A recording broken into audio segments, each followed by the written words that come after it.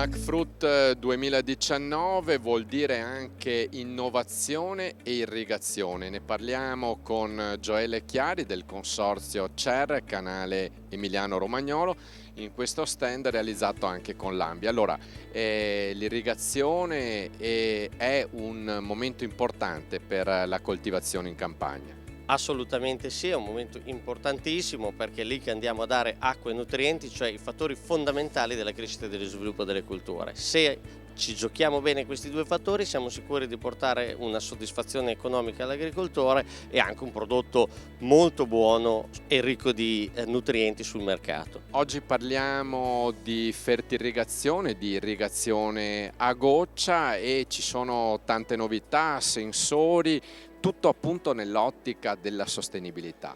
Assolutamente sì, la sostenibilità che come dicevo prima è una sostenibilità anche economica, una sostenibilità ambientale. Andiamo a vedere alcuni dati: se faccio una buona fertilizzanti posso risparmiare il 30% di acqua, il 35% di fertilizzanti e posso anche rispettare meglio l'ambiente, perché meno fertilizzanti dati nel momento giusto e nel posto giusto significa meno possibilità di lixiviazione di questi nelle falde, quindi meno inquinamento possibile. Ecco che quindi ho delle soddisfazioni dal punto di vista ambientale, dal punto di vista economico, agronomico, e posso applicarlo su tantissime colture.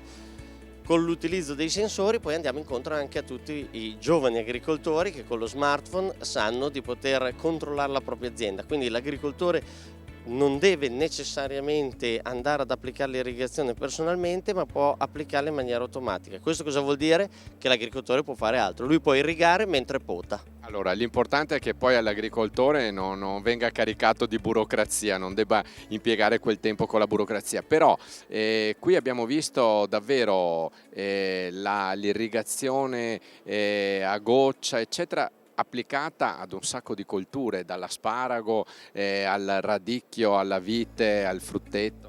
Sì, ormai è applicabile a tantissime colture ed è applicabile in maniera diversa. Abbiamo visto la subirrigazione sull'asparago, l'irrigazione con l'ala sospesa sulla vite, possiamo avere ali appoggiate sul terreno, là dove andiamo a posizionare i sensori. E tutto questo, hai detto una cosa importantissima, deve abbassare la burocrazia, il peso della burocrazia. Come facciamo in Veneto, in Emilia Romagna e nelle altre regioni d'Italia, per esempio, ci sono dei programmi come IRIFrame che si collegano ai sensori, si collegano agli impianti di irrigazione, registrano tutte le informazioni necessarie al cosiddetto quaderno di campagna che tutti conosciamo, e l'agricoltore se lo trova già compilato. Ecco che l'abbiamo sgravato dell'impegno di irrigare, sgravato dell'impegno burocratico, abbiamo aumentato le produzioni, ridotto i costi, e lo possiamo fare, come dicevi, su tantissime colture. Abbiamo visto qui anche il pomodoro da industria, il radicchio di Treviso, il melo che sempre più prende importanza. Quindi ecco che le colture ormai irrigabili a goccia o con i sprinkler, mini sprinkler, sono tantissime. E poi posso rubarti un minuto per un altro aspetto: i cambiamenti climatici.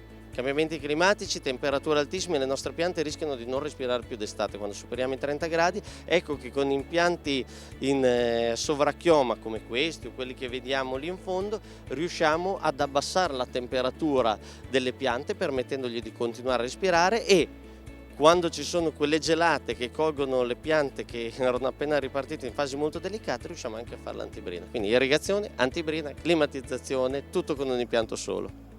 E tutto naturalmente sostenibile. Grazie a Gioele Chiari del consorzio CER Canale Emiliano Romagnolo.